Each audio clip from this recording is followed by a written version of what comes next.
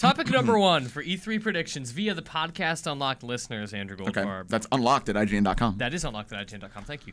You're welcome. We have a lot of thoughts from people about a new Xbox One announcement, whether that is a bigger hard drive, a new model, a bundle. So let's break down some predictions. First up, we have Michael Johnson, who says, I predict that Microsoft will reveal a slim version of the Xbox One with a 1 terabyte standard hard drive that will be available this fall 2015. But it will have an interchangeable internal hard drive similar to the Xbox 360 Slim. Love the show. See you guys at Podcast Unlock 200. I mean, yes, storage, yes. Like, I can totally see them having a 1 terabyte standard model available. Yeah, everyone kind of needs to do that. Yeah, like that I think absolutely. I just don't know why they would change the form factor. Like, it's not like that's their problem, you know? Like, I think the Xbox One is fine, like, especially in an entertainment unit. Like, sure. I don't think anyone's, like, clamoring for a Slim or anything, because... And it also hasn't been long enough that, like, parts have gotten cheaper to manufacture or anything. It's too big. I think eventually they'll come out with a Slim, not this year. Oh, of course. Yeah. No, eventually, undoubtedly, because, like, it'll, you know, things get smaller, things get cheaper to make, it gets easier. And I feel like traditionally you'll see, like, a Slim model come out, like, when some time has passed and they want, like, it's cheaper to make, or, you know, the internals got smaller and all of that, but it's like, it's been 2 years. Like, what if... So that was my point. It's been 2 years. I mean, I think the Slim was 3 or 4. I mean, I guess, like, things like an switchable hard drive that's more easily accessible and bigger storage space do make sense. That's almost necessary at this point, especially if we talked about the hard drive being too small in the show before, and I think that's... the standard one would be is really nice. Like, crazy. just being able to plug in a SATA hard drive would be awesome. And it was, and not a proprietary one yet. I mean, maybe, right? Like, I'm not saying it's impossible. Just it feels soon, but I guess you're right. Like, 2 years is I think this year they'll make the larger hard drive standard. Yeah. And then, you know, later on we'll see a slim version. Do you think Microsoft would go as far as making a Xbox One like almost similar to the little tiny super slim guy, like the E unit they released? You remember this? It had no Ethernet, it had like no disk drive or whatever. Would they go as far as to make an Xbox unit that is smaller, slimmer, whatever, better form factor, that is incompatible with Kinect? No.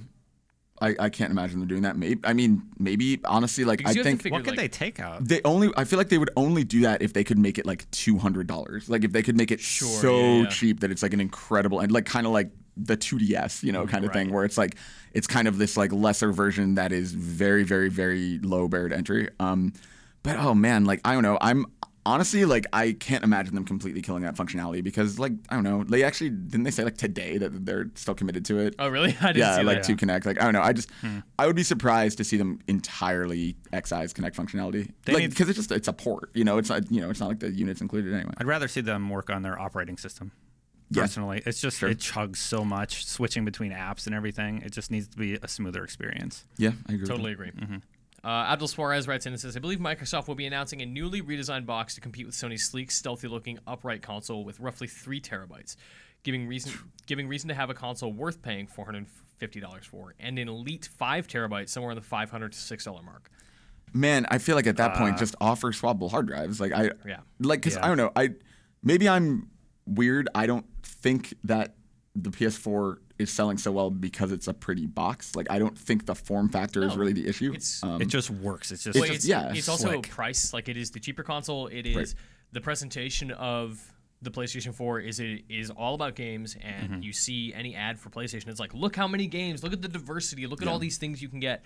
PlayStation Plus gives you free games, free new games.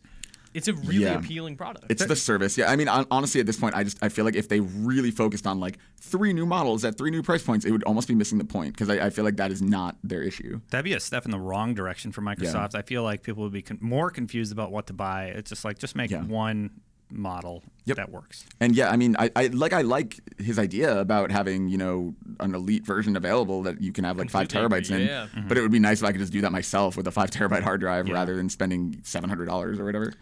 Yeah, that would be much more convenient. Taylor Hemphill writes in and says the Halo 5 bundle will come with the Halo 5 and Halo the Master Chief Collection, both downloadable. It'll have a 1 terabyte hard drive.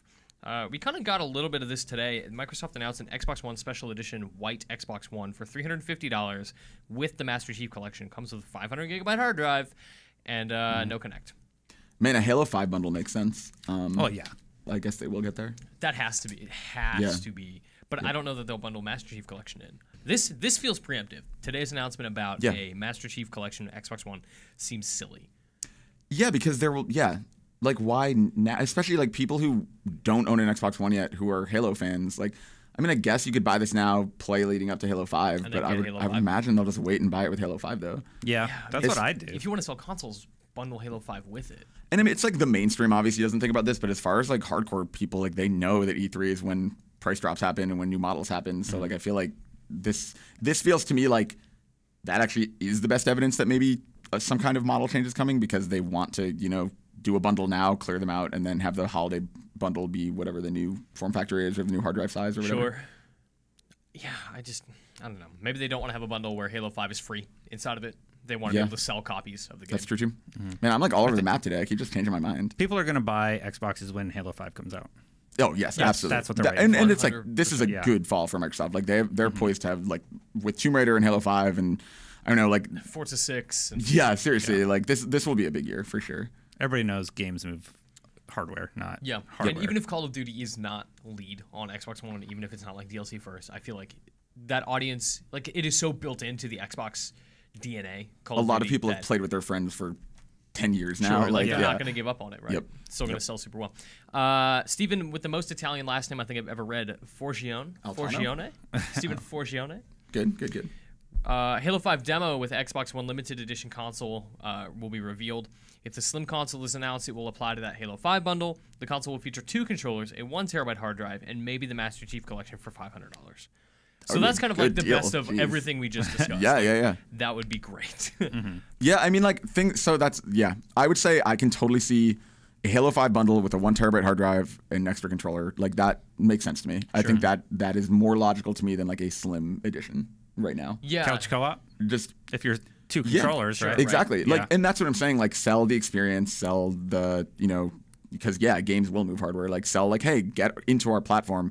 That feels like what they need right now a lot more than like, hey, look at our sexy new box or whatever. And I think you're going to see that on the PlayStation side. I think you're going to see that with Battlefront. It would not surprise me to see a Battlefront bundle with 2 controllers so that you can play like their big sell is like our multiplayer. Like, we have the big multiplayer, but we also have 2-player same screen co-op. Like, that's a big thing for them. So I think that you'll see that. That makes sense.